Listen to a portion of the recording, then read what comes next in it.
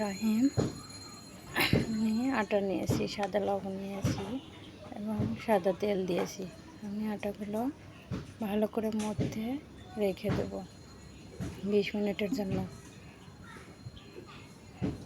সুন্দর করে মধ্যে কাঁচা পানি দিয়ে, আমি কিন্তু কোনো গরম পানি ব্যবহার করিনি। মধ্যে রেখে দেবো। এই যে পলিথিনে ভরে 20 মিনিটের জন্য রেখে দিয়েছিলাম।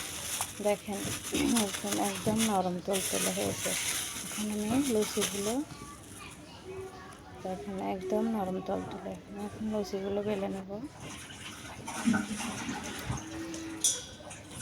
তারপরে আমি ডাল নিয়েছি, ডাল, রসুন কুচি,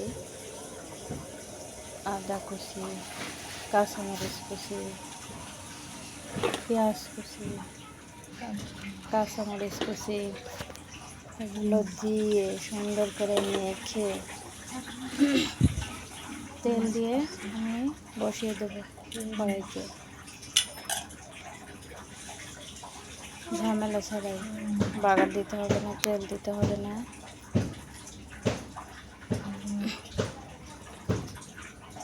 এর সাথে আমি অ্যাড করেছি হলুদ, তেল। এর সাথে আমি আরও দিয়েছি টমেটো এবং আলু। সবজি দিলে হয় কি, সবজি খাওয়া হয়ে যায়। তারপরে আমি ডাল বসিয়ে দিয়ে এখন লুচিগুলো ভেজে নেব। ভেজে নিলে ওদিকে ডাল হয়ে গেছে, ওরা আমাদের ওরা হাত দেখুন খাওয়ার জন্য অধীর আগ্রহ নিয়ে বসে আছে, কখন আম্মু খাবার দিবে, তাই খাবে। এদিকে স্কুলের সময় হয়ে গেছে, খেতে নাকি সেই মজা হয়েছে এবং স্বাদে গন্ধে অতুলনীয়। আপনারা এটা বাসায় ট্রাই করতে পারেন।